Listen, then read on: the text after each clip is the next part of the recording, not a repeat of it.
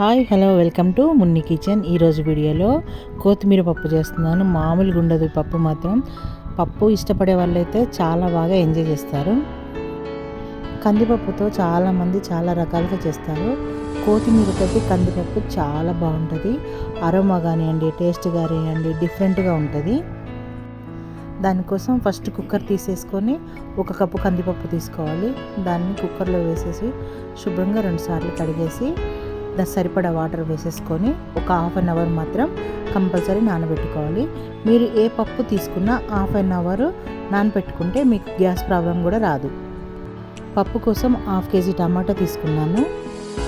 పచ్చిమిర్చి వచ్చేసి 10 తీసుకున్నాను. దీంట్లో కారం వేయము. పచ్చిమిర్చి కారంతో పప్పు టేస్ట్ వస్తుంది దీనికి. కొత్తిమీర వచ్చేసి పెద్ద కట్ట నాటుదైతేనే పప్పుకి మంచి టేస్ట్ వస్తుంది.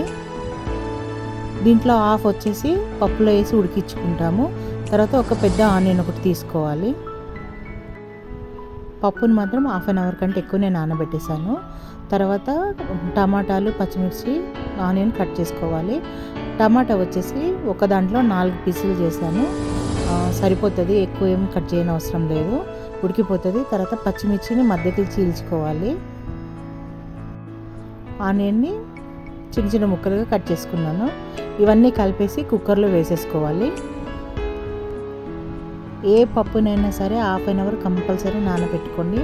ఇదొక టిప్. 1/2 టీ స్పూన్ పసుపు వేసుకోవాలి. మీకు చూపించిన కొత్తిమీర కట్టలో సగం తీసుకొని కట్ చేశాను, అది పప్పులో వేసేస్తున్నాను.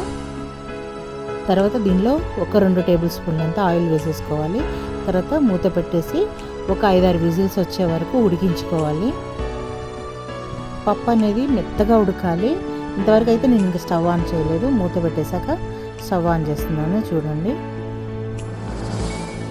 పప్పు ఉడికిపోయిందండి. ఇప్పుడు చెక్ చేసుకోవాలి మెత్తగా ఉడికిందో లేదో. చూడండి, పప్పు మెత్తగా ఉడికిపోయింది. మనకి చాలా బాగా ఉడికింది. ఈ మాత్రం ఉడికితే సరిపోతుందండి. పప్పును రుబ్బుకోవచ్చు, లేకుంటే గంటెతోటని అనుకోవచ్చు. నేను గంటెతోటి అనేస్తున్నాను, కానీ కాలేదండి. నేను పప్పు గుత్తితో మళ్ళీ అన్నాను. తర్వాత దీంట్లోకి సాల్ట్ వేసుకోవాలి సరిపడా. తర్వాత 1 టీ స్పూను సాంబార్ పొడి వేస్తున్నాను. దీంట్లో ఇంకేం వేయనవసరం లేదు. ఒక 1 టీ స్పూన్ సాంబార్ పొడి వేస్తే సరిపోతుంది. ఇంకా వేరే దీంట్లో ఏమి వేయనవసరం లేదు. మనకు కొత్తిమీర అరోమా కావాలి కాబట్టి వేరే ఏమి వేయొద్దు. తర్వాత పప్పు గుత్తితో మెదిపేసి సరిపడా వాటర్ పోసేసుకోవాలి. మనకు పప్పు బాగా గట్టిగా ఉండొద్దు, బాగా లూజ్గా కూడా ఉండొద్దు, మధ్య రకంగా ఉండాలి. ఇప్పుడు నేను చూపిస్తున్న విధంగా ఉంటే చాలు పప్పు. ఇక్కడ ఒకసారి చెక్ చేసుకోండి సాల్ట్ సరిపోయిందో లేదో.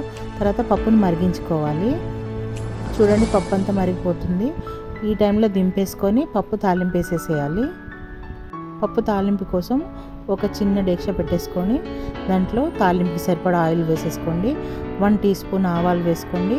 1 టీ స్పూన్ జీలకర్ర వేసుకోవాలి. తర్వాత ఎండుమిర్చి వేసేసుకోండి. తర్వాత ఎల్లిపాయలు వేసుకోండి. ఎల్లిపాయలు ఎక్కువ వేయట్లేదు. తర్వాత హాఫ్ ఆనియను, తర్వాత కొంచెం పచ్చిమిర్చి వేసుకోవాలి కట్ చేసి. ఇవి లైట్గా వేగాలి. లైట్గా వేగిన తర్వాత దీంట్లోకి కొంచెం కరివేపాకు వేసుకోండి. కొంచెం కరివేపాకును కూడా గంటితో అటు ఇటు తిప్పామనుకోండి, అది కూడా కొంచెం చిటపటలు ఆడిపోతుంది. దాని తర్వాత మనం మెయిన్ వేసుకోవాల్సింది కొత్తిమీర అనమాట. కొత్తిమీర కూడా వేసేసుకుంటే మనకు కొత్తిమీర ఫ్రై అయితే దాని అరోమా అనేది బయటకు వస్తుంది. కొంచెం దాన్ని ఫ్రై కానివ్వండి. ఫ్రై అయిపోయిన తర్వాతనే పప్పు దాంట్లో పోసేసేయాలన్నమాట. ఫ్రై అవ్వడం కోసము మూత పెట్టామనుకోండి, ఒక 2 మినిట్స్లో మనకు కొత్తిమీర అనేది ఫ్రై అయిపోతుంది. చూడండి, కొత్తిమీర మనకు ఫ్రై అయిపోయింది. ఇందులో పప్పు పోసేసి మళ్ళీ మూత పెట్టేయాలి. దాని అరోమాని మాత్రం బయటికి పోనీయద్దు. తర్వాత ఇలా పప్పు వేసుకున్న తర్వాత బౌల్లో అదంతా తీసేసి కుక్కర్లో పోసేసుకోవడమే. మంచి స్మెల్ వస్తుందండి. ఆహా, సూపర్గా ఉంది పప్పు మాత్రం. చాలా సింపుల్గా చేసుకోవచ్చండి కొత్తిమీర పప్పుని.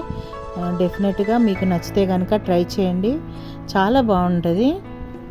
ఈ పప్పు జీరా రైస్లో కూడా చాలా బాగుంటుంది. సింపుల్ అయిన పప్పు వీడియోని మీకు నచ్చితే లైక్ చేయండి, షేర్ చేయండి, మీ ఫ్రెండ్స్కి ఫార్వర్డ్ చేయండి. చాలామంది చూస్తున్నారు కానీ సబ్స్క్రైబ్ చేసుకోవట్లేదు. ప్లీజ్ సబ్స్క్రైబ్ చేసి లైక్ చేయండి.